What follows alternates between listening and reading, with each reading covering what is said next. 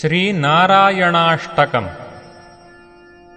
वात्सल्यात् अभयप्रदानसमयात् आर्तार्तिनिर्वापणात् औदार्यात् अघशोषणात् अगणितश्रेयः पदप्रापणात् सेव्यः श्रीपतिरेक एव जगतामेते भवन् साक्षिणः। प्रह्लादश्च विभीषणश्च करिराट् पाञ्चाल्यहल्याद्ध्रुवः। वात्सल्यात् अभयप्रदानसमयात् आर्तार्तिनिर्वापणात् औदार्यात् अघशोषणात् अगणितश्रेयः पदप्रापणात् सेव्यः श्रीपतिरेक एव जगतामेते भवन् साक्षिणः।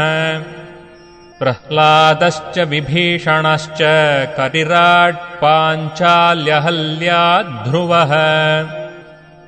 प्रह्लादास्ति यदीश्वरो वदहरिः सर्वत्र मे दर्शय। स्तम्भे चैवमिति ब्रुवन्तमसुरम् तत्राविरासीद्धरिः।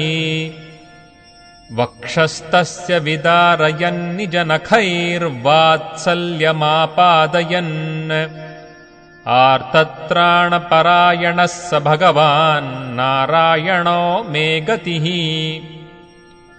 श्रीरामोऽत्र विभीषणो यमनघो रक्षो भयादागतः।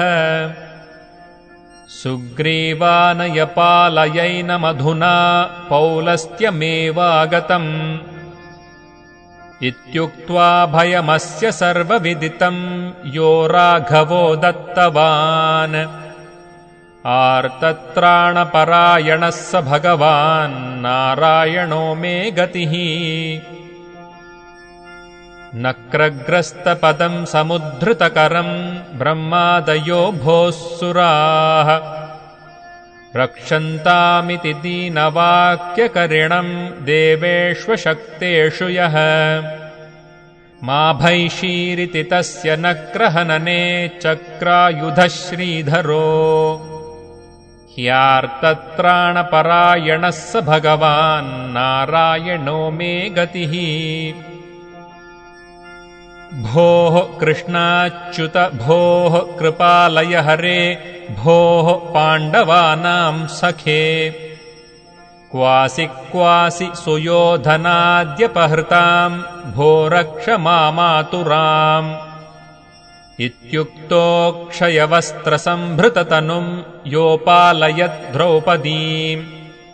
आर्तत्राणपरायणः स भगवान् नारायणो मे गतिः। यत्पादाब्जनखोदकम् त्रिजगताम् पापौघविध्वंसनम् यन्नामामृतपूरकम् च पिबताम् संसारसन्तारकम्। पाषाणोऽपि यदङ्घ्रिपद्मरजसा शापान्मुनेर्मोचितो।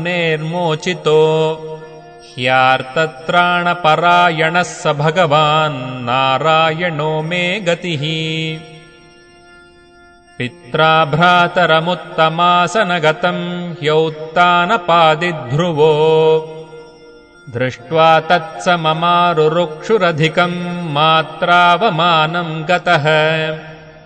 यम् गत्वा शरणम् यदापतपसा हेमाद्रिसिंहासनम्। ह्यार्तत्राणपरायणः स भगवान् नारायणो मे गतिः। कावेरी हृदयाभिरामपुलिने पुण्ये जगन्मङ्गले। चन्द्राम्भोजवती तटे परिसरे धात्रा समाराधिते। श्रीरङ्गे भुजगेन्द्रभोगशयने शेते सदा यः पुमान्। आर्तत्राणपरायणः स भगवान् नारायणो मे गतिः। आर्ताविषण्णाश्चिथिलाश्च भीताः घोरेषु च व्याधिषु वर्तमानाः सङ्कीर्त्य नारायणशब्दमात्रम् विमुक्तदुःखाः सुखिनो भवन्ति।